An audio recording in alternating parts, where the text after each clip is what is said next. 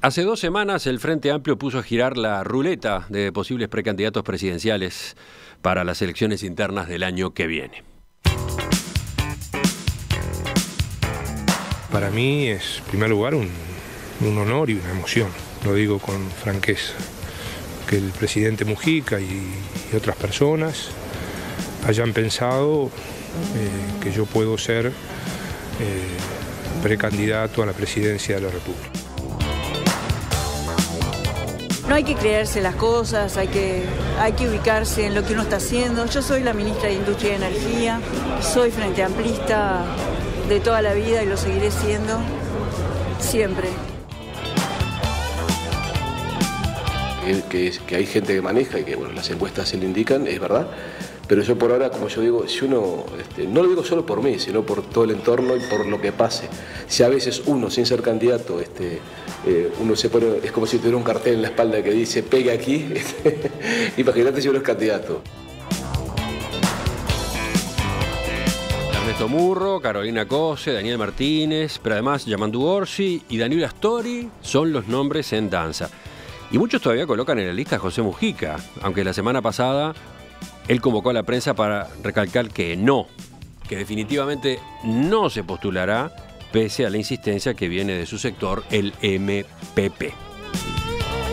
Mientras las reuniones se multiplican, una encuesta de Opción Consultores difundida el miércoles ubicó al Frente Amplio en 28%, 3 puntos por debajo del Partido Nacional y 26 puntos abajo de la oposición sumada. Que se juega el oficialismo en estas conversaciones. Vamos a conversar en los próximos minutos con el presidente de la coalición, Javier Miranda, que nos acompaña. Doctor Miranda, buen día. ¿Qué tal? Buen día, Cotelo, un gusto. ¿Qué análisis hace del manejo que está teniendo este tema? Porque no queda claro si se están lanzando nombres al ruedo para que efectivamente sean candidatos o más bien para quemarlos e ir limpiando la cancha. Sí, o también la especulación de los medios de comunicación alimenta esto que se ha dado en llamar la danza de nombres. ¿Quién hace la danza? Es natural que el partido de gobierno, que cualquier partido político, discuta cuáles son los eventuales precandidatos para la contienda electoral interna de junio del año que viene. Y luego la especulación, creo yo, la especulación sobre los nombres, que no es de ahora, que en todo caso ahora se agudiza por alguna manifestación pública, sin duda, pero es un manejo de nombres que se viene haciendo hace tiempo y que es natural que se dé. Sí, pero hubo hechos nuevos. Yo decía, hace 2 semanas empezó a girar esta ruleta, entre comillas. ¿Por qué? Porque se reunieron Astori y Mujica. Astori le pidió a Mujica una reunión para entender la postura de Mujica y del MPP sobre su eventual candidatura, la de Astori, ¿no? Y ahí se desencadenó todo eso, ¿no? Sí, puede ser. Yo creo que los nombres, que el manejo de nombres se viene haciendo hace más tiempo. Es absolutamente natural que dos líderes del prestigio, de la trayectoria de Mujica y Astori se reúnan. Lo que tiene es un nivel de publicidad, pero reuniones sobre eventuales candidaturas, sobre nombres, sobre cuál es la mejor estrategia política, es una cuestión razonable que se dé, está bien, tiene que darse. Lo que se da es mucha publicidad y también es entendible que así suceda. Otro punto, y después vamos hilando un poco más fino, la reunión del jueves. La reunión del jueves de noche en la casa del secretario del Frente Amplio, Gonzalo Reboledo. Esa es la que usted cocinó, ¿no? Sí, claro. Yo efectivamente... ¿El plato que se cenó fue suyo? Sí, cociné la noche antes, pero hacía tiempo que tenía prevista esa cena. Es mucho antes de esta danza, entre comillas, de nombres. ¿Sí? Yo me reuní con el presidente de la República el 25 de junio. Habíamos, una semana previa a eso, me había comunicado con la secretaria del presidente que tenía interés en conversar con él de algunos temas, cosa que hago con cierta periodicidad, no hay una regularidad, pero cada tanto, obviamente. ¿Un mes? ¿Cada mes? Sí, quizá cada 20 días, cada 20 días pero es irregular, no es preestablecido, tiene que ver con que haya agenda que justifique reunirse. Y allí le planteé al presidente mi interés de tener un gesto político de unidad y de fraternidad del Frente. Yo creo que es importante realmente que el Frente dé señales de la unidad hacia los frente amplistas y hacia la población en general, y venía pensando hacía tiempo reunir a los no sé, a figuras muy destacadas de trayectoria en el frente en una comida de camaradería. Y le pregunté al presidente su voluntad, su disponibilidad para ello, a lo cual me contestó que sí. Por eso, además, yo estaba pensando en hacerlo en una casa privada y no en un local partidario ni nada, para no comprometer al presidente. Y en una conversación, ya digo, de fraternidad y de unidad. Así mandé el mensaje, tengo los mensajes aquí en el WhatsApp todavía de lo que mandé. Te invito a una cena de camaradería, de fraternidad y qué sé yo. ¿Era necesario, dice usted, emitir mensajes de fraternidad? Sí, yo creo que sí. ¿Qué estaba ocurriendo que lo tenía preocupado? No, pero es un hecho. Hemos tenido diferencias en votaciones relevantes en el Frente Amplio. Creo que hay una sensación de que hay mucho problema interno en el frente, que yo creo que hay algunas diferencias sin duda relevantes que no son que hay que subestimar. Sí, un episodio crítico en ese sentido fue el TLC con Chile. El tratado con Chile, y sobre todo el impuesto a las altas jubilaciones militares, donde el frente vota dividido. Yo creo que eso da una señal hacia afuera compleja para el Frente Amplio, no es una buena cosa. La defensa de las unidades partidarias creo que es muy importante y me parecía que era bien importante dar un mensaje de unidad, de fraternidad, y así lo cité. Y eso, ya digo, fue el 25 de junio. Es el mismo día que juega Uruguay con Rusia. O sea, que no estaba esta danza de nombres ni nada. Ahora, eso se transforma luego en un titular de búsqueda que cambia totalmente el foco, la razón del encuentro y además cambia el contenido del propio encuentro, ¿no? Ya que usted lo menciona, voy a búsqueda a ver, tapa del jueves pasado, cumbre del oficialismo ante tensiones internas por las candidaturas para 2019. No, eso no es cierto, no es así. No era por las tensiones internas por las candidaturas. En absoluto, ya digo porque... Sí era por otras tensiones internas. Bueno, sí era por la conveniencia, la necesidad, la oportunidad, creo yo, de mandar una señal de unidad en el frente. Sí, ¿Qué señal esperaba usted que saliera de allí? Que los dirigentes del Frente Amplio se reunían a compartir, que simplemente mandan un mensaje que se juntan, como efectivamente nos juntamos, aunque no, digamos, dirigentes de tal trayectoria, de tal peso habitualmente, cada tanto nos juntamos y conversamos, eso es así. Sí, pero esta vez iba a estar nada menos que el presidente de la República. ¿No? Claro, por supuesto, era un gesto, por supuesto. El presidente de la República luego me manda una carta esa misma mañana que publica Búsqueda, el 12 de julio, diciéndome que no va a asistir porque se lo impide el artículo 77, numeral 5 de la Constitución, lo cual es cierto. El presidente de la República no puede ir a discutir candidaturas. No corresponde, no sé si está impedido constitucionalmente, pero no corresponde sin duda que lo haga. Lo que pasa es que el objetivo no era esa. Ahora, en esta era de posverdad, en esta era donde la realidad está marcada por el titular de prensa y no por el contenido real de la situación, era razonable que el presidente se comunicara conmigo y me dijera, mira, yo en estas circunstancias no voy a asistir esta noche.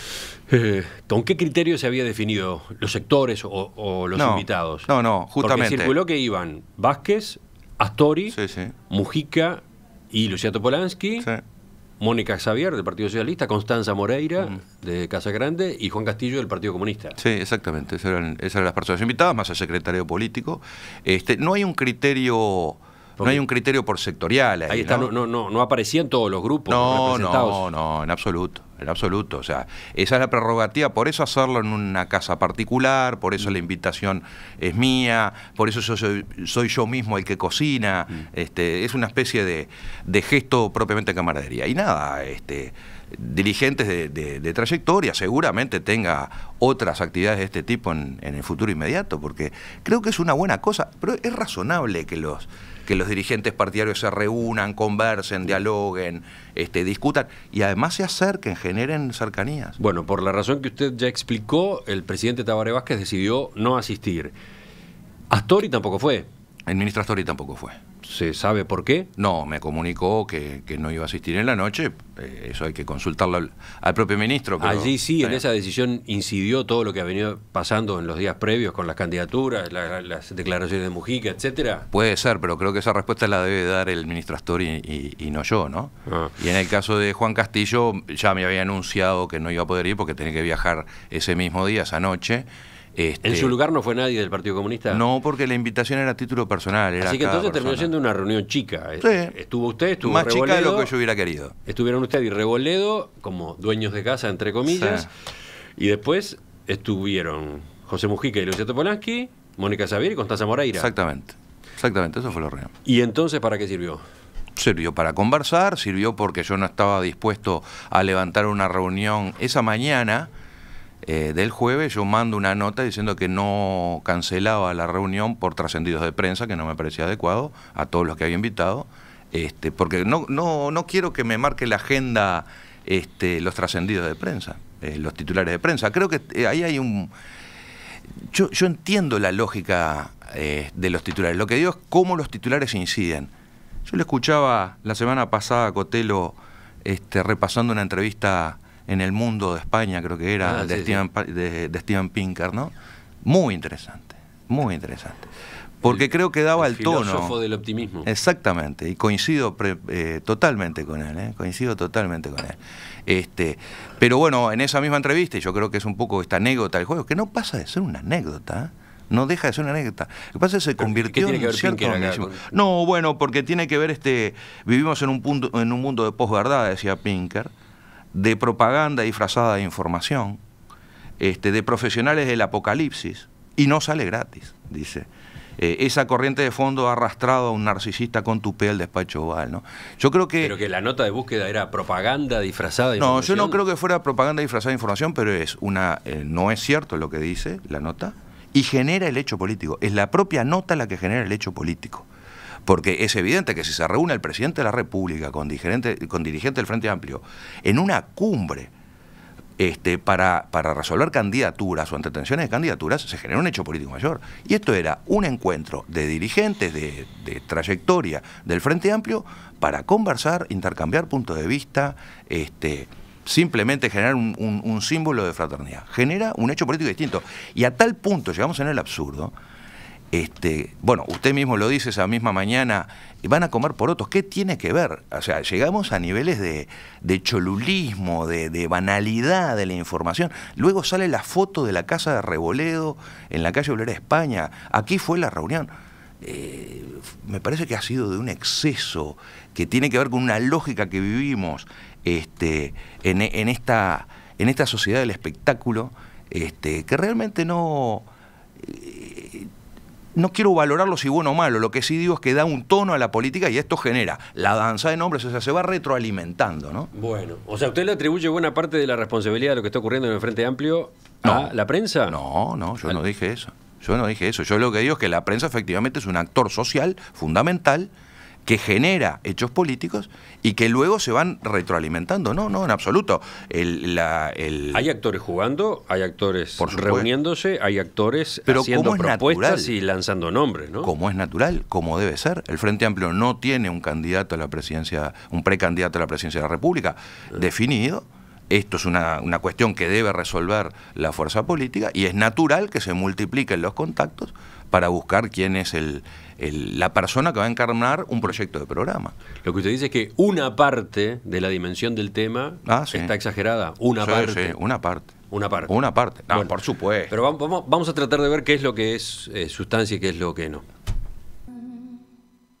Seguimos con el doctor Javier Miranda, presidente del Frente Amplio. Yo lo mencionaba en la introducción. En medio de esta discusión que ha tomado Estado Público se conoció una nueva encuesta de intención de voto con datos que no lucen como muy tranquilizadores para el Frente Amplio. Me refiero a la encuesta de opción. El Frente Amplio tiene 28% de intención de voto y queda segundo, 3 puntos detrás del Partido Nacional, que logra 31. Pero hay otro enfoque también a tener en cuenta, que es la comparación con toda la oposición. 28% para el Frente Amplio, 54% para la oposición sumada. ¿A usted le preocupa ese estado de la opinión pública? Por supuesto, desde luego. Desde luego, hay que prestarle atención. ¿Es un elemento que está formando parte de este debate de nombres? No sé si del debate de nombres, pero sí de la preocupación del Frente Amplio por su performance en opinión pública, sin duda. Las encuestas de opinión pública, que además nosotros mismos seguimos y contratamos y estudiamos regularmente, no son el oráculo de Delfos, seguramente, pero son la herramienta de investigación que existe a nivel de la sociedad para ver cómo uno se va posicionando, cómo se va posicionando la fuerza política en la opinión pública. Y desde luego que preocupa, sin duda que preocupa. Constanza Moreira, en declaraciones en Brecha el viernes pasado, recordó que el Frente Amplio entra en la campaña electoral con su peor intención de voto en 15 años, por lo que necesita una fórmula renovadora. Hay que apelar a la inteligencia y a la creatividad, dijo. Comparto totalmente que hay que apelar a la inteligencia y a la creatividad. Creo que no es solo un problema de fórmula. Yo creo que la fórmula es importante, no es menor, pero creo también que es muy importante los aspectos programáticos, y ahí creo que la inteligencia y la creatividad debe ser central. Y el diálogo y la construcción del programa. A diferencia de otros actores políticos, de otros partidos políticos en este país, el Frente Amplio no acude al...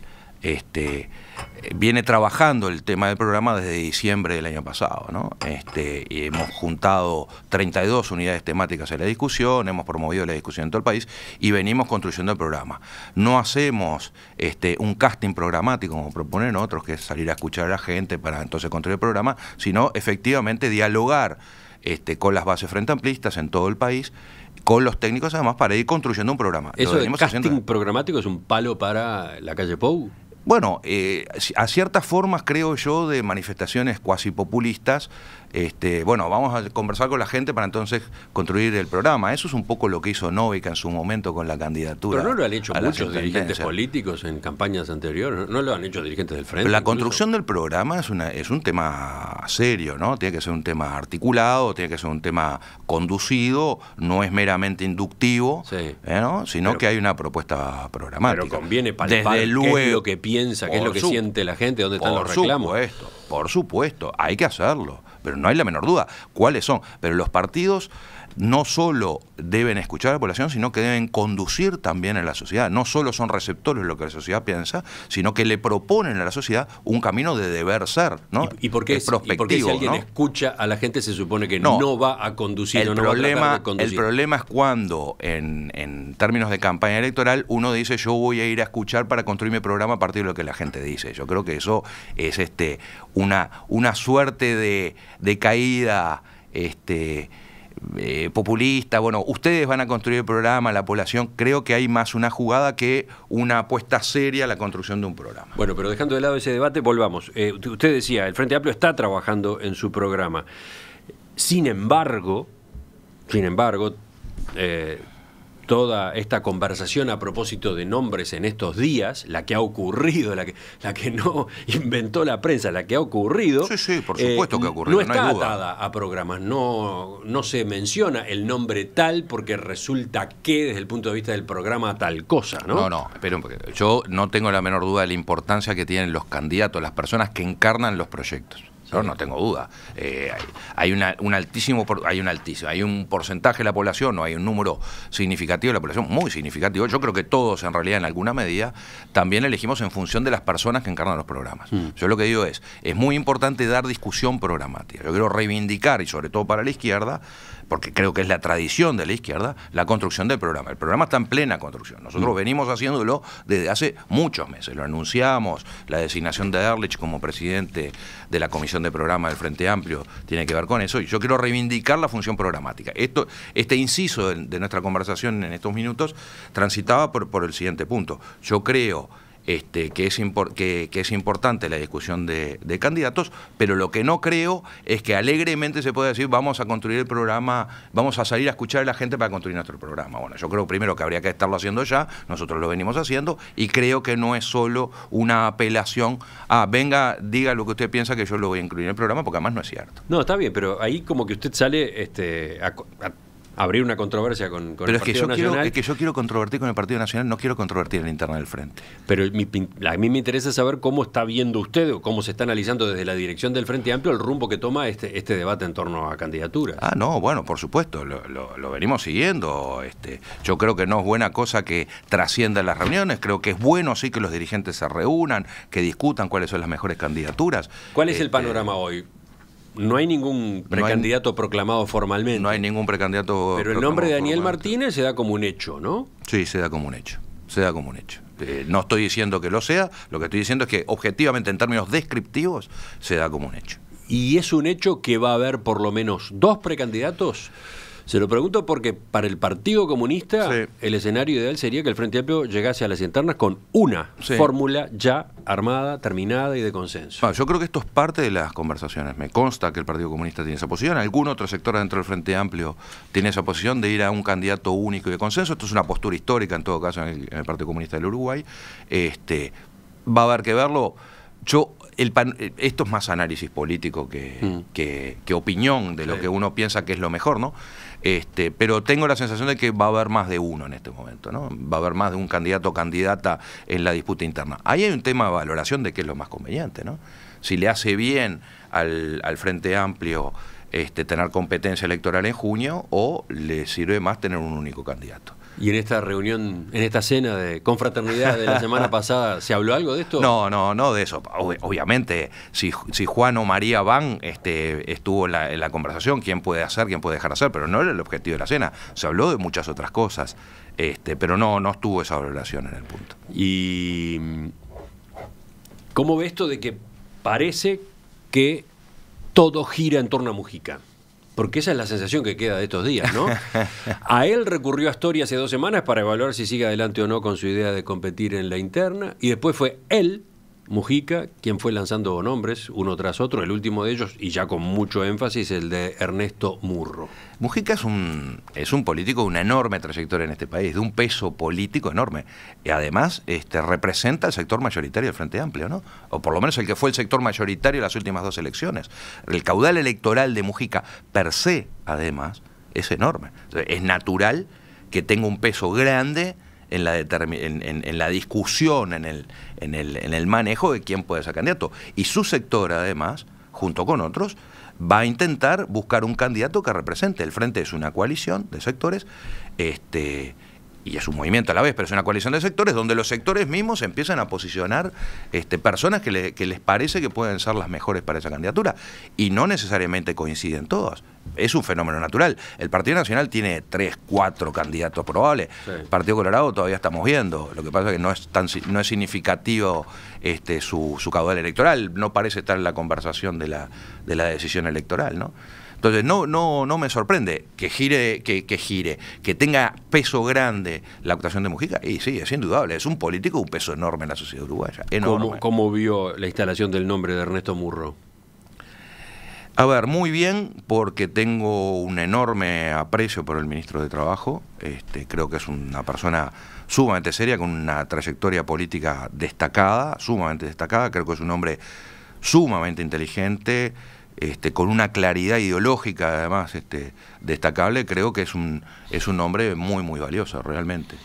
Realmente. Sí, pero Pero llama la atención que se lance un nombre como ese, que arranca cuestionado. Bueno, ahí hay un pesaría sobre él el impedimento constitucional del artículo 195 de la Constitución, al que establece que los directores de entes autónomos no pueden ser candidatos hasta que transcurra un periodo de gobierno de los directores del Banco de Previsión Social, ni siquiera de todos los entes autónomos. Perdón, del BPS, el inciso segundo del BPS. El inciso segundo del artículo 195 limita a los directores del BPS en una norma constitucional que es perfectamente entonces, entendible. ¿tiene sentido poner en juego un nombre que ya de pique genera esa controversia? A ver, yo creo que el nombre de Ernesto Murro estaba desde antes, era uno de los nombres que se venía barajando. Yo reconozco que la opinabilidad de la interpretación del inciso segundo del artículo 195 genera un problema, es indudable. Que sería tapar el sol con el dedo, decir no pasa nada, es igual. Yo creo que es opinable la interpretación que se hace del artículo 125. No creo que haya una sola biblioteca, como dice Rizzo Ferrand. No hay una sola biblioteca, hay más de una. La prueba está que es opinable, ¿sí? Y sin duda este es un elemento que hay que tener en cuenta. Sin duda es un elemento que hay que tener en cuenta. No es un problema tirar un nombre así, un nombre que arranca con ese nivel de polémica, y que a su vez dentro del Frente Amplio tampoco es que reúna un consenso tan amplio, ¿no? En el astorismo no se llevan bien con Murro. Está bien, a ver, son dos preguntas distintas, ¿no? Si reúne los consensos o no reúne los consensos, justamente el tema es que no hay un único candidato que reúna todos los consensos. Eso es un hecho. No hay un candidato cantado. En el periodo anterior, el Frente Amplio tenía un candidato cantado, que era el que hoy es presidente de la República, Tabaré Vázquez. Le hace competencia, creo que bien, además, la hoy senadora Constanza Moreira, creo que va a una disputa electoral que claramente se decanta por Tabaré Vázquez. Era un candidato cantado. Hoy no hay un candidato cantado, no hay ese liderazgo. Yo creo que estamos además en un momento de cambio en la política, justamente de los liderazgos, no solo en la izquierda. No solo la izquierda, tal vez el Partido Nacional sea el que menos renueva los liderazgos. Sí. Son los mismos que teníamos, la misma discusión que teníamos hace 5 años, la tenemos exactamente igual hoy en el Partido Nacional, con algún agregadito, con algún agregadito. Nombre, ¿no? El movimiento de los intendentes, bueno, la posibilidad de Verónica Alonso. Ahí está, pero después la lógica de la competencia interna aparece claramente entre los dos mismos candidatos que teníamos hace 5 años, que teníamos en la interna de junio del 2014, era. ¿No? Entonces, al no haber un candidato cantado, parece lógico que haya diferencias entre los sectores o punto de vista de quién puede ser el mejor candidato. Yo creo que eso está dentro de la regla del juego. Y los sectores se van posicionando, van proponiendo o van viendo quién puede ser. Y no se encuentra fácil, ¿no? Y no se encuentra fácil. Pero es raro este sistema de tirar nombres, uno de los cuales ya como que se gasta a los 3 o 4 días, ¿no? Cotelo, pero espera un poquito. ¿Quién tira nombres? Yo lo que le digo es, las dirigentes políticos discuten posibles nombres. El tirar no es un tirar nombres. Mire, a mí me parece que puede ser un buen candidato. Voy y hablo con los otros sectores a ver qué opinan. ¿Estamos de acuerdo o no estamos de acuerdo? Pero no es una danza de nombres ni un circo de nombres como se planteó el jueves acá en la mesa de En Perspectiva. La danza se arma por las publicaciones, pero que los dirigentes discutan. ¿Te parece Yo creo que puede ser. ¿Vamos a chequear otro? Me parece que es el proceso totalmente natural para la definición de nombres. Enseguida retomamos la entrevista con el doctor Javier Miranda. Doctor Miranda, volviendo a la cena del jueves de noche y a ese espíritu de fraternidad que usted quería promover, subrayando que no es la única reunión que ha tenido, ni tampoco será la última. Exactamente. Me quedo pensando en lo que conversábamos con el senador Mujica hace pocos días en la entrevista, la reunión que tuvo con el doctor Tabaré Vázquez, con el presidente de la República, también con esa inquietud, la misma inquietud que usted tenía, la de las fricciones adentro del oficialismo, por ejemplo, a la hora de votar en el Parlamento algunos proyectos importantes, delicados. Él decía que una de las decisiones que él había tomado, o uno de los resultados de sus conversaciones con Vázquez, había sido que él, Mujica, empezara a participar en las reuniones de la mesa política, en la idea de que ese organismo de conducción del Frente Amplio recuperara peso de dirigentes. ¿Se concretó eso ya? No se concretó. El jueves famoso, el jueves de los porotos, se ha convertido en una caricatura. Ese es el riesgo de este tipo de jugadas, ¿no? Que se caricaturizan o que corren el riesgo de caricaturizarse.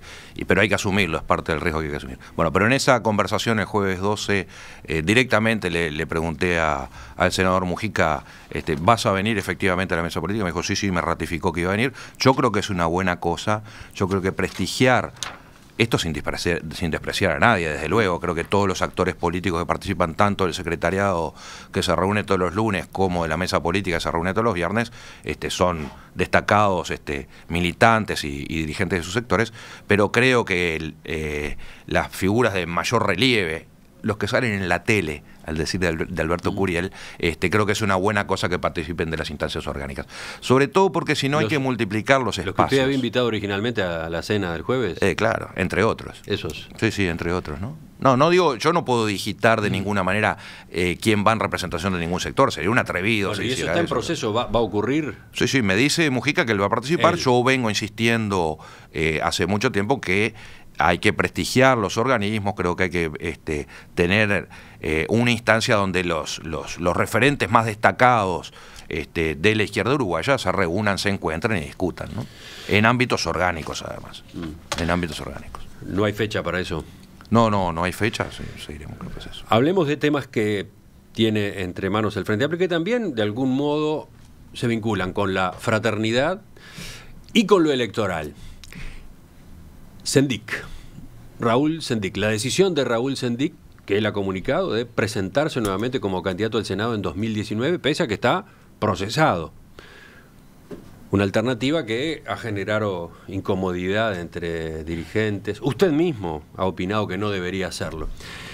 En estos días usted hizo una propuesta para que el Plenario Nacional tratara finalmente el informe del Tribunal de Conducta Política sobre el uso que Sendik hizo de las tarjetas corporativas de ANCAP. Aquel informe que no llegó a tratarse en el plenario de septiembre de 2017. ¿Por qué? Porque ese día Sendik llegó con la noticia de que había decidido renunciar al cargo de vicepresidente de la República.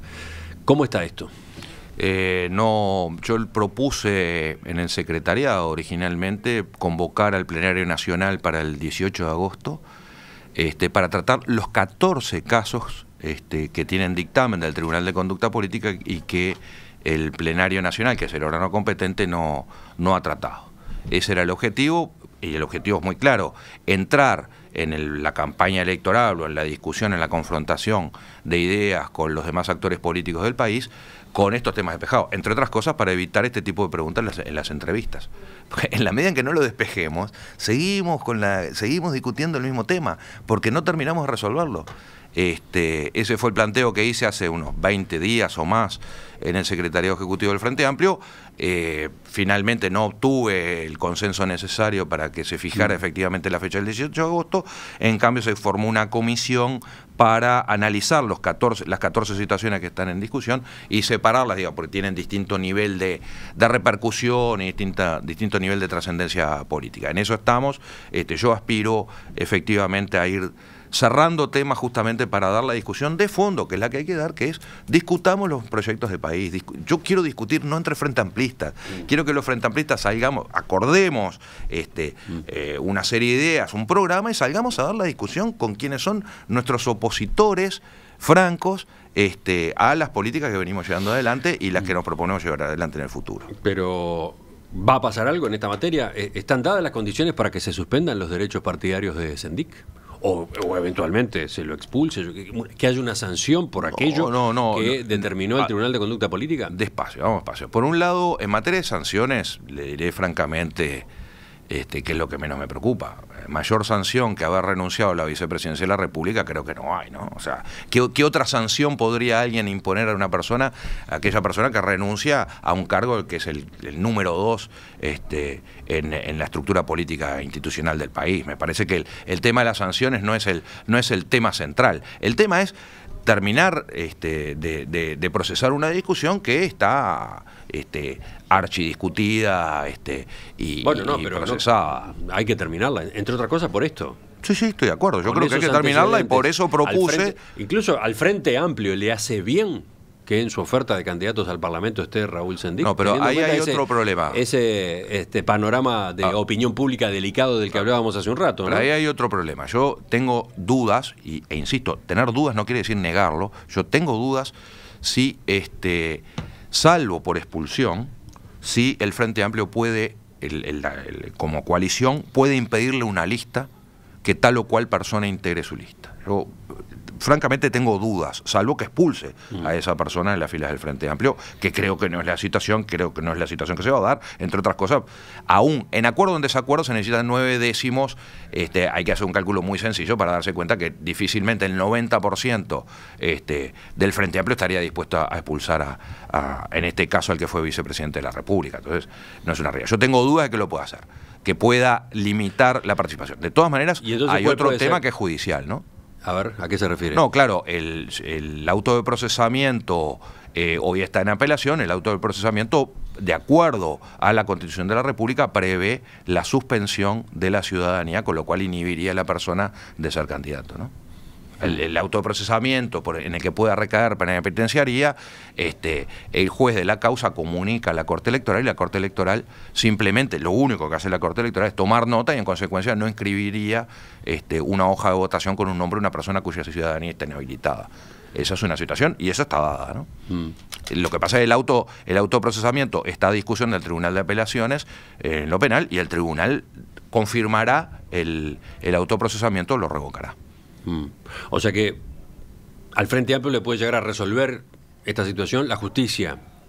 No, yo no sé si resolver. Porque no, mi pregunta es, ¿de qué serviría tratar en el Plenario Nacional el informe del Tribunal de Conducta Política? Es que lo debe ¿Para qué? Pero es que lo debe tratar para despejar el tema. O sea, pero para son 14. ¿Qué tipo de resolución? No, yo no quiero adelantar ningún tipo de resolución. Lo que sí digo es, si hay un dictamen del Tribunal de Conducta Política, el plenario debe tratarlo y decir, bueno, se respalda o hace suyo el dictamen del Tribunal de Conducta Política y liquidamos el tema. O sea, porque efectivamente es lo que no está bien, lo que creo que es una mala cosa siempre en política, es la irresolución, esto dubitativo. Por eso es que como presidente del Frente Amplio realmente promoví convocar al Plenario Nacional. No hay ninguna intencionalidad. No le quiero cortar la cabeza a nadie, no estoy proponiendo linchar a nadie, ni cosas por el estilo. Tenemos un tema pendiente, resolvámoslo. En política hay que tomar resoluciones, nos gusten o no nos gusten. Doctor Javier Miranda, gracias por acompañarnos esta mañana. Con mucho gusto.